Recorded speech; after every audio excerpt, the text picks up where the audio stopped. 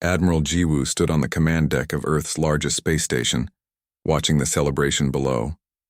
Thousands of people gathered in the streets of every major city.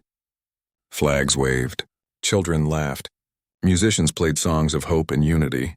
Today was supposed to be the greatest day in human history. 7 million humans were on their way to humanity's first colony beyond the solar system. The fleet of 30 massive ships carried families, scientists, engineers, teachers, and dreamers. They were going to build a new world around a distant star. Jiwoo's daughter was on one of those ships. Her name was Hana, and she was 23 years old. Jiwoo had watched the fleet launch 3 months ago. She had hugged Hana goodbye, holding back tears as her daughter smiled with excitement. Hana wanted to be a botanist on the new world. She wanted to grow earth plants under alien suns. Now the fleet was only 2 days away from their destination. Then the screens changed. Every television, every computer, every phone on Earth suddenly showed the same image. An alien face appeared. The creature had silver skin and dark eyes that seemed too large for its narrow head. It wore elaborate robes that shimmered with colors humans had never seen before. The alien spoke in perfect English. Its voice was calm and cold. "I am Commander Valen of the Velkari Empire. We have intercepted your colony fleet. We are a superior civilization. We rule this region of space. You will submit to our authority, or you will face consequences." Jiwoo felt her heart stop. She grabbed her communication device and tried to contact the fleet. Nothing.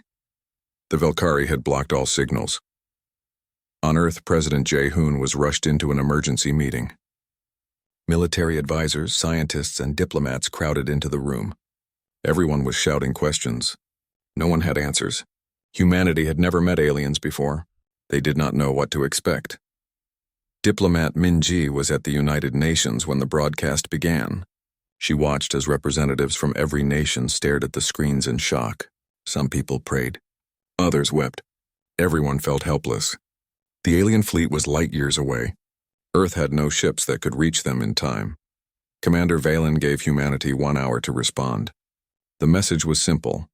Acknowledge Velkari superiority and become subjects of their empire, or watch the colonists die. President Jae-hoon stood before the cameras. His face was pale, but his voice was steady. He spoke to the Velkari commander directly. "We are a peaceful species. We mean no harm. Please release our people. We can discuss terms. We can negotiate." Valen's response was immediate. "You misunderstand. This is not a negotiation. Submit or they die. You have refused. Now you will watch." The screen changed again. This time it showed the interior of one of the colony ships. Humans were being herded into a large chamber. They looked confused and frightened. Children clung to their parents. Old people helped each other walk. They did not know what was happening. Then the killing began. The Velkari did not use quick weapons. They did not show mercy. They executed people slowly, one by one, making sure the cameras captured every moment. They broadcast it all. Every death, every scream, every tear. Jiwoo watched from the command deck, frozen in horror. She searched every face on the screen, praying she would not see Hana. But she knew her daughter was on one of those ships. Somewhere in that fleet, Hana was waiting her turn to die. The massacre continued for hours, then days. The Velkari took their time. They wanted Earth to understand their power. They wanted humanity to break. On Earth, cities fell silent. Factories stopped working. Schools closed. Everyone gathered around screens, unable to look away, unable to help. Parents held their children. Strangers comforted each other in the streets. The whole world mourned together. Dr. Taeyang was a scientist who had spent his life studying peaceful uses of technology. He watched the broadcasts from his laboratory, tears streaming down his face. His sister was on the colony fleet. She was a teacher. She loved children. Now she was gone. Captain Hee-jin commanded a small military outpost on Mars. She had friends on the colony ships. Good people. Brave people. She watched them die and felt rage building inside her like a fire. Her hands shook. Her jaw clenched. She memorized every detail of the Velkari faces on the screen. On the second day of the massacre, Min-ji attended an emergency meeting of the Galactic Council. Earth had finally made contact with other alien species. Dozens of civilizations watched the Velkari broadcast. Min-ji stood before them and begged for help. "Please," she said. "Send ships.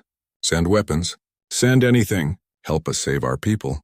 The alien ambassadors looked at her with what might have been pity. One of them, a tall creature with blue skin, spoke softly. We are sorry. The Valkyrie are too powerful. They have destroyed civilizations before. We cannot risk war with them. Your people are alone.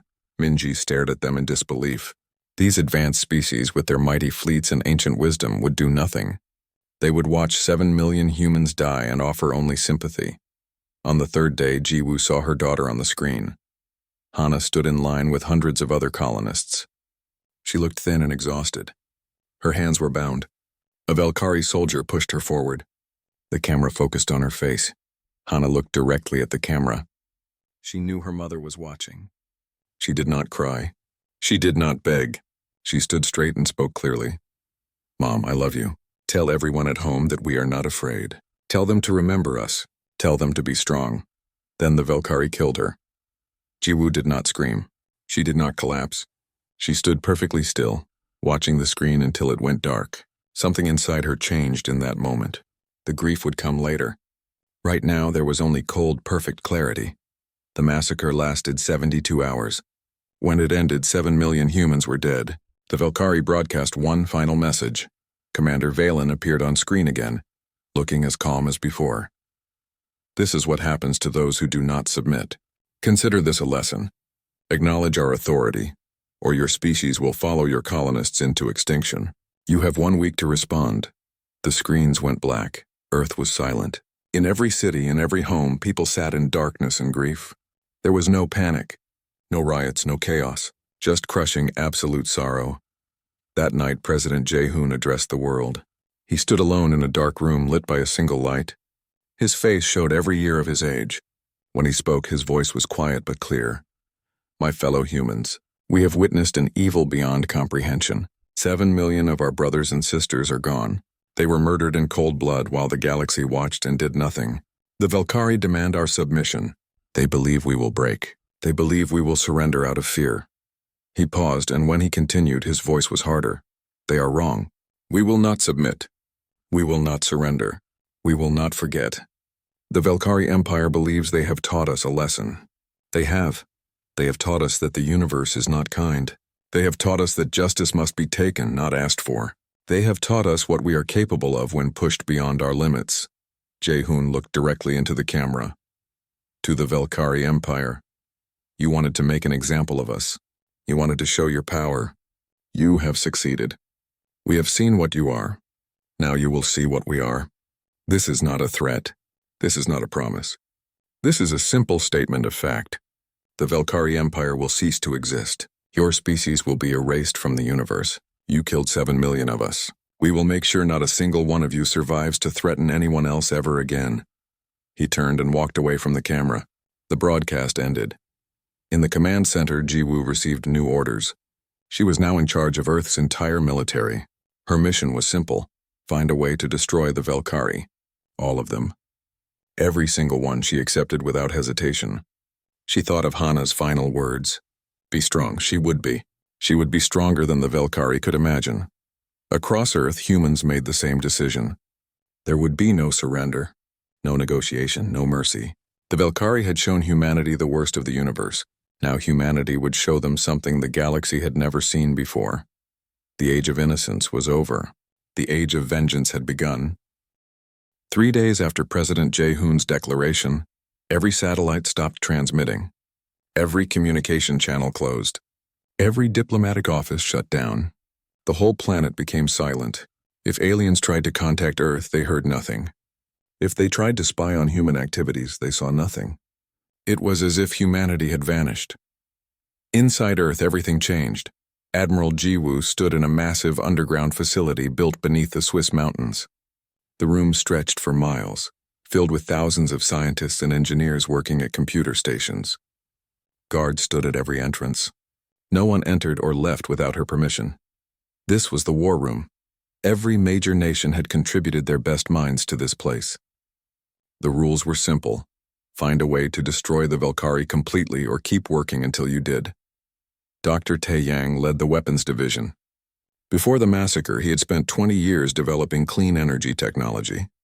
He had won awards for his peaceful innovations. Now he spent 16 hours a day designing weapons that could kill billions. He stood before a massive screen showing Velkari ship designs captured from their broadcasts. Every detail had been analyzed. Every weakness had been studied. The Velkari were technologically superior, but they had made one mistake.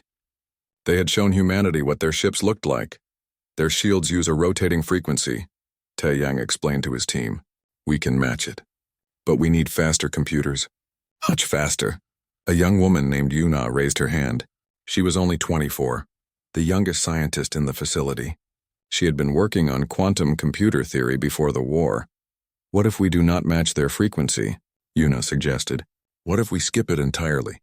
Quantum entanglement allows instant communication across any distance. If we can weaponize that, Tae-Yang stared at her. Then he smiled for the first time in weeks. It was not a happy smile. That would work, he said quietly. That would work very well. Get me everything you have. While scientists worked underground, the military rebuilt itself above ground. Captain Hyejin stood on a training field watching her pilots run through combat drills. These were not ordinary soldiers. They had been selected from thousands of volunteers. Every single one had lost someone in the massacre. Every single one had sworn to die if necessary to hurt the Velkari. Hyejin pushed them harder than any human had ever been pushed. 20-hour training days, simulations that killed virtual pilots by the dozens, physical conditioning that left strong men crying in exhaustion. Anyone who complained was removed from the program. No one complained, again, Hyejin shouted as a pilot crashed in the simulator. You died. The mission failed. The Velkari survive, again. The pilot climbed back into the simulator without a word. His hands were shaking from exhaustion, but his eyes were clear. He would keep trying until he got it right. This was humanity now. No one needed to be forced. No one needed to be convinced. The whole species had become a single weapon pointed at one target. Months passed. Earth remained silent. Diplomat Minji maintained one secret communication channel with the Galactic Council. She fed them small pieces of information, carefully chosen to keep them curious but not alarmed. Yes, humanity was building weapons. Yes, they were preparing for war. No, they were not a threat to anyone except the Velkari. The alien ambassadors were nervous. They had never seen a species go completely dark before. They sent scouts to observe Earth. The scouts never returned. They tried to hack human computers. The systems were completely isolated. They attempted to plant spies. Every spy was caught within hours. The blue-skinned ambassador contacted Minji privately. What are you doing? He asked. The Velkari are growing concerned. They might attack Earth directly. Minji looked at him through the screen. Her face showed no emotion. Let them try, she said.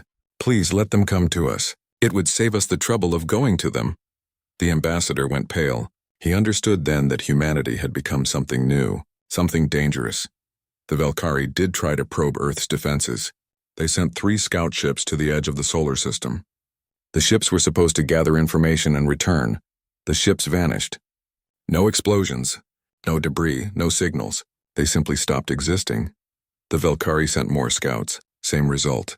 They tried sending a full military squadron. 25 warships jumped into the solar system. None of them ever reported back. Commander Valen received reports of the missing ships. For the first time, he felt something he had not felt in decades. Concern. In the war room, Yuna made her breakthrough. She had been working for 14 months straight, sleeping only a few hours a day. Her hands shook from too much coffee. Her eyes were red from staring at screens. But she had done it. Quantum entanglement weapons are possible, she announced to the room. We can deliver a payload to any location in the galaxy instantly. No travel time, no warning. The target simply dies. The room went silent. Every scientist understood what this meant. Humanity had just leapfrogged thousands of years of technological development. They had created something the galaxy had never seen. Dr. Tae-Yang looked at the equations on Yuna's screen. He felt sick. These formulas would kill millions, maybe billions. He thought of his sister, her face on the broadcast, her final moments. He signed the approval form. Build it, he ordered. Build as many as we can. 18 months after the massacre, Admiral Jiwoo called a meeting with Earth's leadership. She stood before President Jae-hoon and the heads of every major military force on the planet. We are ready, she said simply. She pulled up a holographic display showing the entire Velkari Empire. Hundreds of star systems glowed in red. Each one had been mapped. Each one had been analyzed. Earth's intelligence network had found every Velkari world, every military base, every ship, every population center. We have 5,000 ships, Jiwoo continued. Each one uses technology the Velkari cannot counter. We have quantum weapons that can strike from anywhere. We have pilots trained to fly missions they will not survive. We have soldiers ready to fight on 1,000 worlds. She paused and looked directly at the president. But we need your authorization for the final phase. What we are planning is not war. War has rules. War has limits. What we are planning is extinction. Every Velkari must die. Every single one. Their species must end. If we do this, we cannot undo it. The galaxy will never see humanity the same way again. The room was quiet. Every person there understood the weight of this decision. They were not just planning to defeat an enemy. They were planning genocide on a scale never before attempted. President Jae-hoon stood up. He looked old and tired. The last 18 months had aged him 20 years, but his voice was firm. The Velkari murdered 7 million of our people while the galaxy watched. They did it to break us, to make us submit. They showed no mercy. They gave no quarter. They expected us to bow down in fear. He walked to the holographic display and looked at the glowing red stars. We made a promise. The Velkari Empire would cease to exist. We will keep that promise. Not because we enjoy killing, not because we are monsters, but because if we let them survive, they will do this again. To us or to someone else. We will not allow that. Jae-hoon pulled out a simple document. It had one sentence on it. Authorization for complete extinction protocol. He signed it with a steady hand. Admiral Jiwoo, you have full authorization. End them all, Jiwoo saluted. She took the document and left the room. She did not feel triumph. She did not feel excitement. She felt only the cold clarity of purpose. 1 week later, humanity's fleet emerged from the darkness. 5,000 ships appeared in strategic positions across 100 star systems. They had traveled in complete silence, using technology that made them invisible to Velkari sensors. Captain Hyojin sat in her command chair aboard the lead strike ship. Her pilots were ready. Her weapons were armed. She thought of her friends who had died 18 months ago. She thought of all the humans who would never see another sunrise. Admiral Jiwoo's face appeared on every ship's screen. She looked at her people, these warriors who had trained for this moment. She thought of Hana's final words. Be strong, all ships, she said quietly. Begin Operation Silence Falls, show no mercy. Take no prisoners, leave nothing alive. The Velkari wanted to make us fear them. Today they learned to fear us. She gave the order. The war began. One moment, 2,000 Velkari soldiers were working at their posts, monitoring their sensors, preparing for routine patrols. The next moment, they were gone. The base's reactor cores simply stopped existing. The explosions came after, tearing through metal and stone like paper. Across 47 star systems, the same thing happened at exactly the same instant. Military installations, shipyards, weapons factories, and command centers vanished in coordinated strikes. Yuna's quantum weapons worked perfectly. By the time Velkari sensors detected the attacks, billions were already dead. Commander Valen was in his personal quarters when the alarms began. He rushed to the command center and stared at the screens in disbelief. Red markers appeared everywhere, each one showing a destroyed facility. The humans had struck simultaneously across the entire empire. How is this possible? He demanded. They do not have this technology. They should not even have faster-than-light travel. His tactical officer's hands shook as he entered commands. More red markers appeared. Sir, we have lost 70% of our military infrastructure. The attacks are still ongoing. We cannot track their origin. The weapons appear from nowhere. Valen felt cold fear for the first time in his life. He sent an emergency broadcast to all Velkari forces.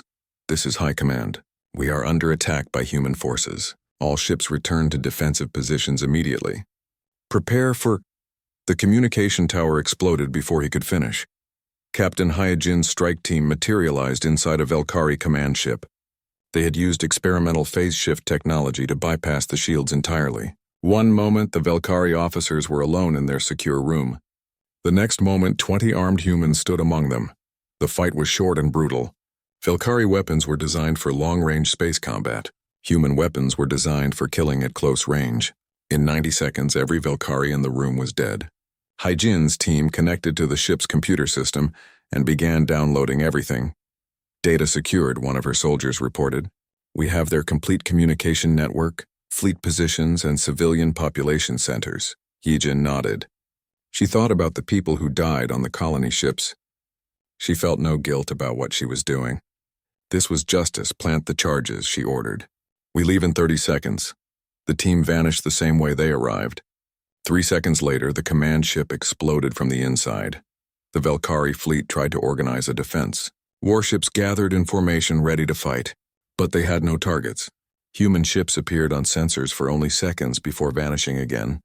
Missiles were launched but found nothing. Energy weapons fired at empty space. Then the human ships stopped hiding. 5,000 vessels appeared simultaneously around the largest Velkari military fleet. The Velkari admiral ordered his ships to open fire. Thousands of weapons discharged at once, filling space with energy and projectiles. The human ships simply were not there anymore. They had jumped away before the weapons reached them. But their own weapons had already launched. Quantum-entangled missiles that did not need to travel. They just arrived. 300 Velkari warships died in the same instant. The survivors tried to retreat, but human ships appeared in their path. There was nowhere to run. Admiral Jiwoo watched the battle from her command ship. Her screen showed dozens of engagements across the Empire. Everywhere the pattern was the same. Velkari forces tried to fight. Velkari forces died. Human casualties were minimal. A communication came through from Velkari High Command. Commander Valen's face appeared on the screen. He looked desperate. We surrender, Valen said quickly.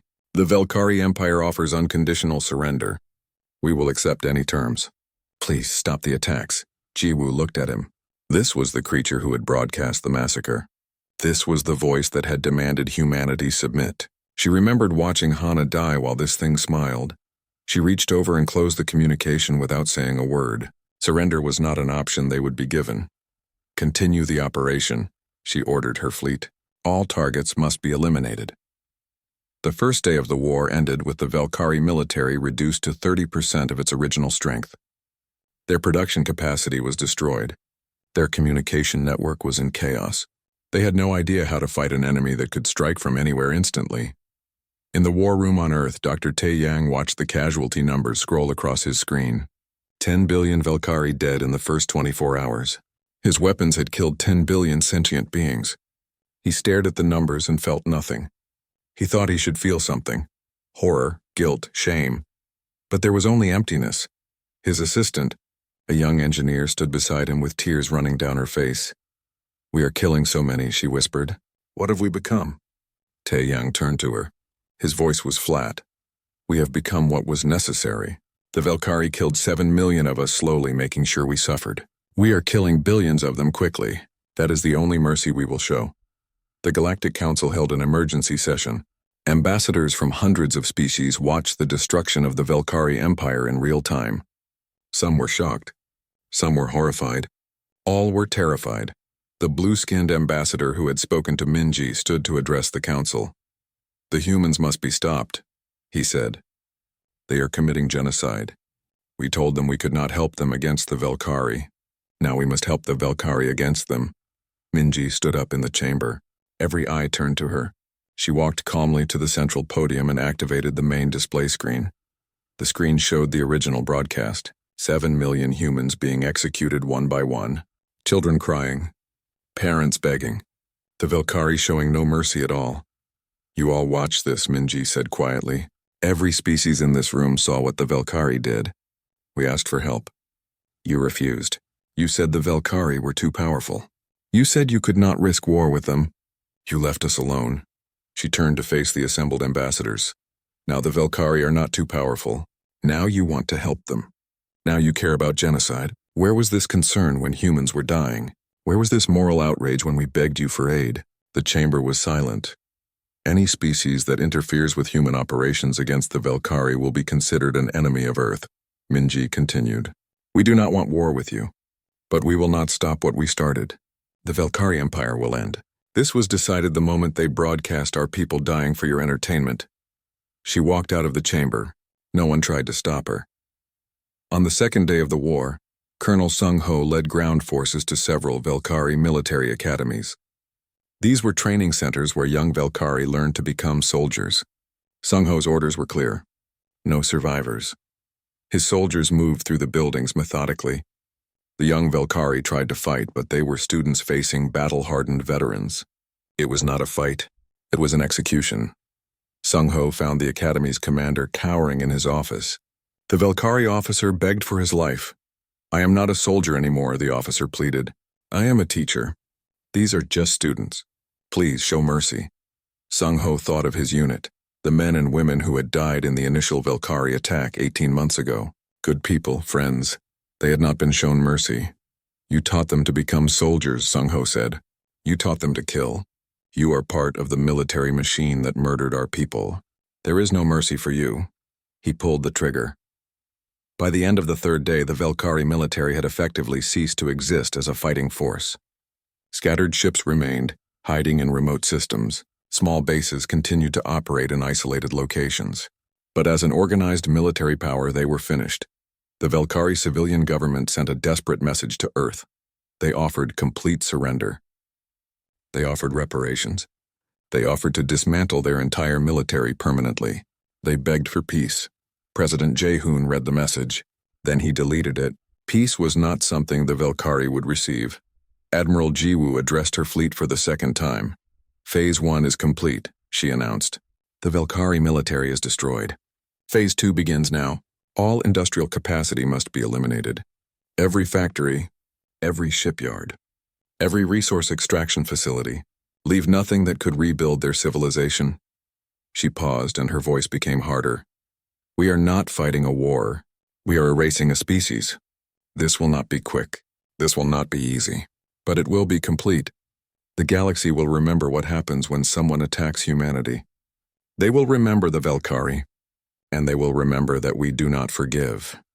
The fleet moved forward. Across hundreds of worlds, human ships appeared in orbit. Below them, Velkari factories continued to operate. Workers unaware that death was coming. The bombardment began. 2 months into the war, the Velkari Empire was broken. Their military was gone.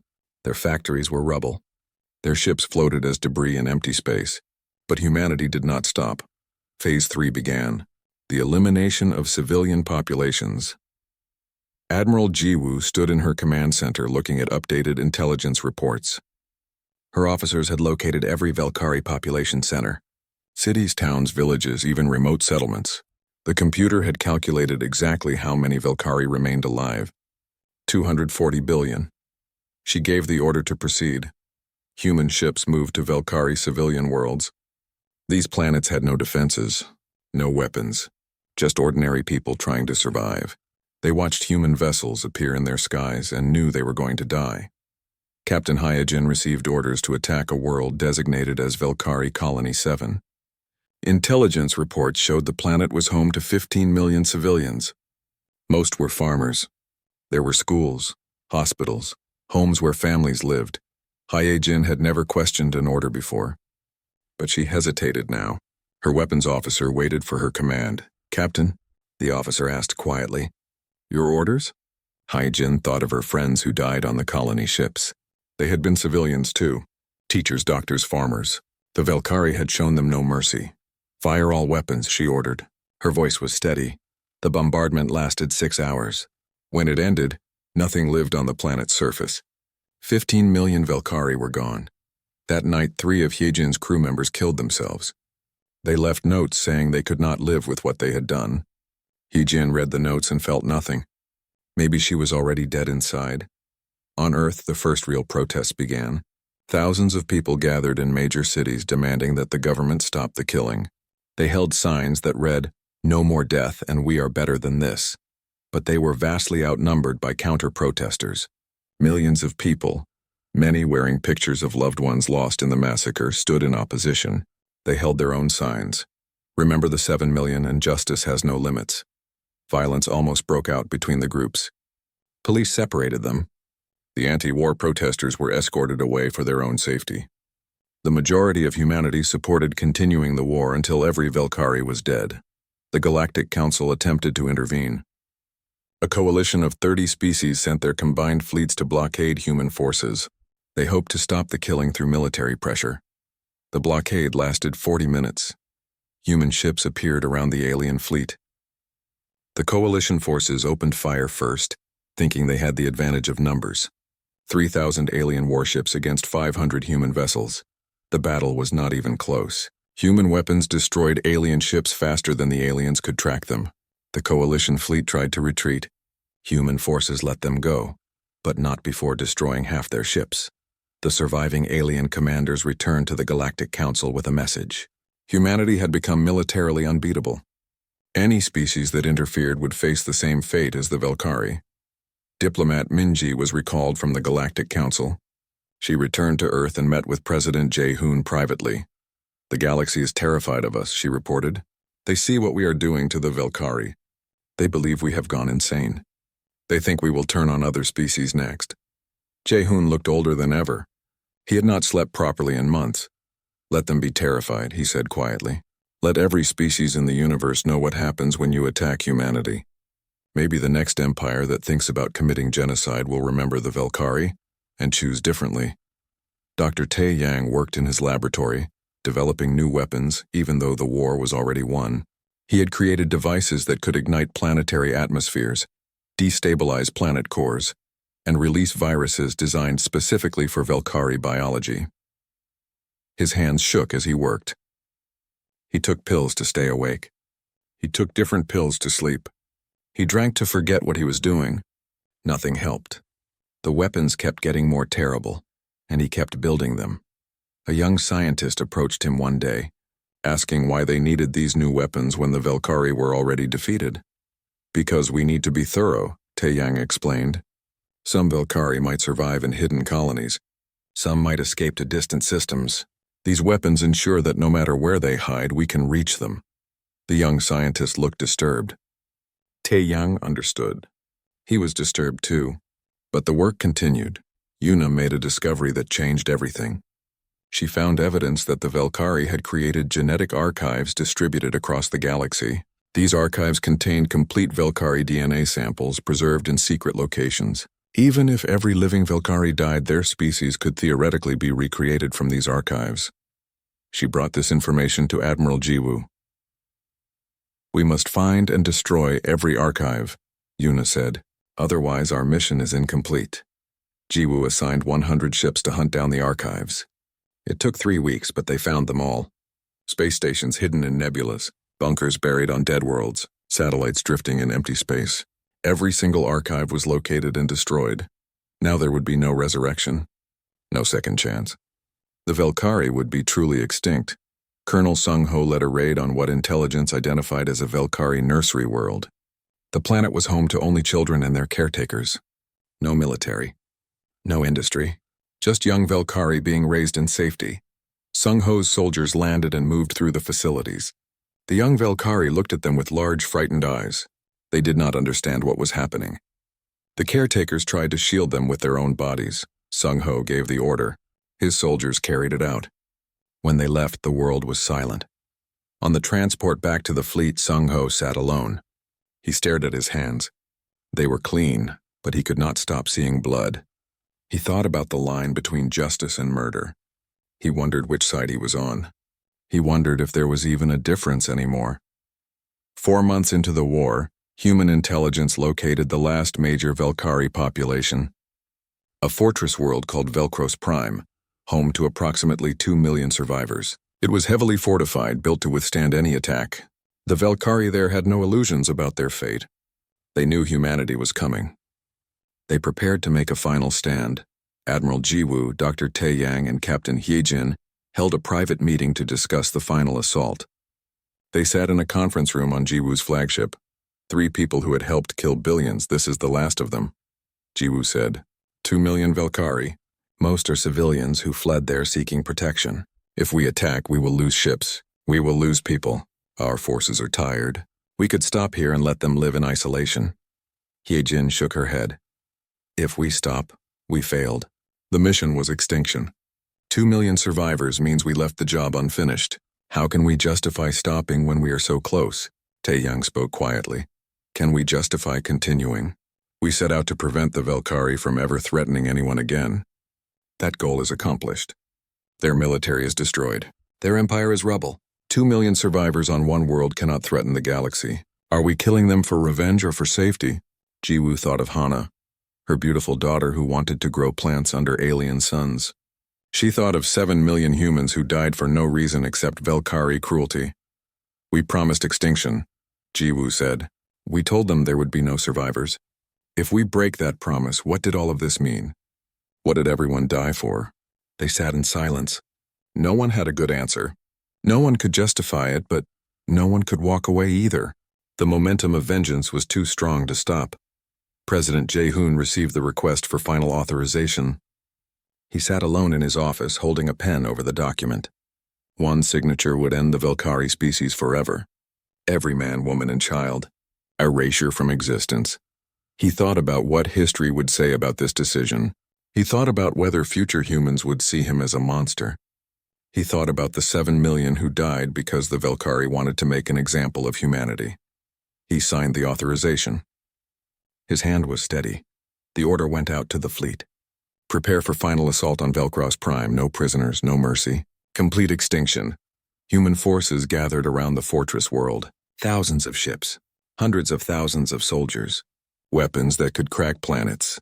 They waited for the order to attack. On Velkros Prime, the Velkari prepared to die. They had no hope of victory. They had no chance of survival. But they would not surrender. They would fight until the end. Admiral Jiwoo looked at the planet on her screen. She thought about everything that had led to this moment. The massacre, the grief, the rage, the war, all of it coming down to this final battle. She opened fleet-wide communications. All forces, this is Admiral Jiwoo. Today we finish what the Velkari started. They wanted to show the galaxy their power. They wanted to make us submit. They failed. Today the Velkari Empire dies. Today the galaxy learns what humanity is capable of when pushed beyond our limits. Attack. The fleet moved forward. The final battle for the extinction of an entire species was about to begin. The Velkari fought with the desperation of the doomed. They threw everything they had at the human fleet. Thousands of defensive weapons fired continuously. Suicide attacks crashed ships into human vessels. Ground forces prepared to fight to the last being standing. For the first time in months, humans took real casualties. Ships exploded. Soldiers died in ground combat. The Velkari made humanity pay for every meter of ground, every kilometer of space. But the outcome was never in doubt. Colonel Sung-ho led the ground invasion personally. He landed with the first wave, fighting through defensive positions that the Velkari had spent months preparing. The battles were brutal and close. Sung-ho lost good soldiers, people who had survived the entire war only to die in its final hours. On the third day, Sung-ho's forces reached the central fortress. Inside, the last few thousand Velkari made their final stand. They knew they would die. They fought anyway. When the shooting stopped, Sung-ho stood alone in the fortress command center. Every Velkari was dead. He walked through the halls looking at the bodies. Young and old, soldiers and civilians, all dead. He found the last Velkari in a small room. It was a young female, clutching a data pad with pictures of her family. She looked up at Sung-ho with eyes that showed no fear, only sadness. "We should not have killed your people," she said quietly in perfect English. "My government was wrong. I am sorry for what they did." Sung-ho raised his weapon. His hand shook. This Velkari had probably never hurt anyone. She was just someone trying to survive. But his orders were clear. No survivors. He pulled the trigger. Sung-ho activated his communication device. "Admiral Jiwoo, this is Colonel Sung-ho. All targets eliminated. No survivors detected. Velkros Prime is secure. The mission is complete." He planted the human flag in the ashes of the fortress. Then he sat down and cried for the first time since the war began. Admiral Jiwoo received the confirmation in her command center.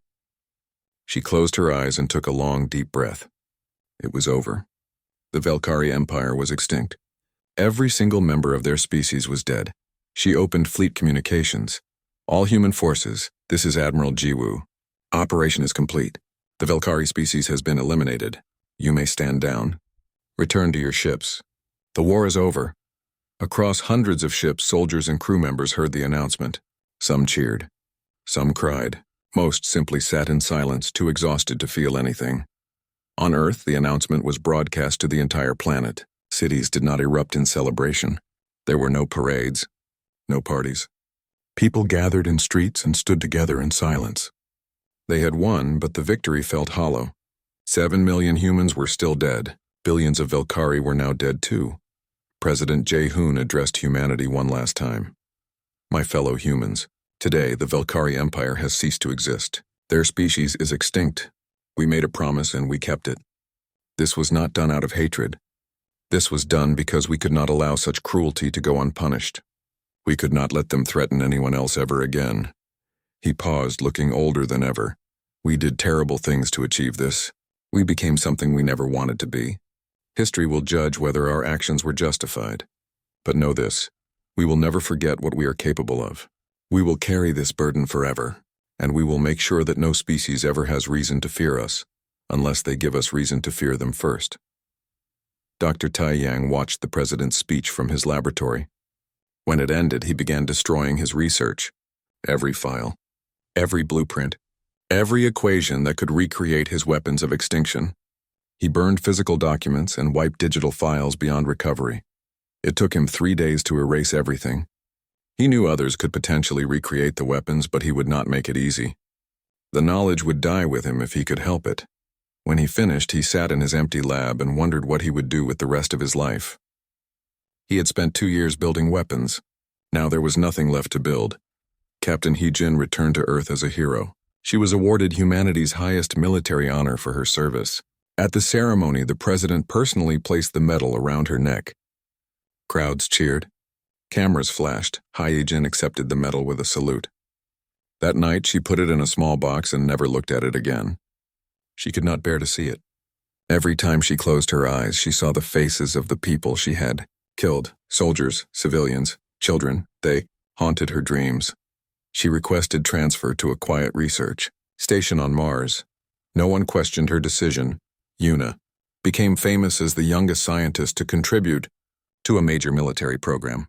News organizations wanted to interview her. Universities offered her teaching positions. She was only 26 years old and had changed the course of galactic history. In one interview, a journalist asked her how it felt to create such powerful weapons at such a young age. Yuna looked at the camera with empty eyes. "I created weapons that killed billions of living beings," she said flatly. "I was 24 when I designed them. I am 26 now. I will carry what I did for the rest of my life. That is how it feels." The interview ended early. Yuna never spoke to journalists again. The Galactic Council held an emergency session to address the extinction of the Velkari. Representatives from hundreds of species gathered to discuss what had happened and what it meant for the future. Some species called for action against humanity. They argued that Earth had gone too far, that genocide could not be tolerated even as revenge. Others argued that humanity had done what was necessary to survive. In the end, no action was taken. Every species was too afraid of humanity to challenge them directly. Earth had demonstrated military superiority beyond anything the galaxy had seen in centuries. No one wanted to be the next target. The Council issued a formal statement recognizing humanity's sovereignty and pledging non-interference in human affairs. It was not friendship. It was fear disguised as respect. Diplomat Minji was appointed as Earth's first ambassador general. Her role was not traditional diplomacy. She was there to remind the galaxy what humanity was capable of. Every species knew that if they threatened Earth, they would face the same fate as the Velkari. Minji accepted the position knowing she would spend the rest of her life as a symbol of terror. Other species would look at her and see death. But if her presence prevented another massacre, she would bear that burden. Colonel Sung-ho returned to Earth a broken man. He underwent psychological evaluation and was diagnosed with severe trauma. The doctors wanted to treat him, but Sung-ho refused. He said the nightmares were appropriate. He said he deserved them. He resigned from the military and moved to a small cabin in the mountains. He spoke to no one. He saw no one. He spent his days chopping wood and his nights remembering faces of the dead.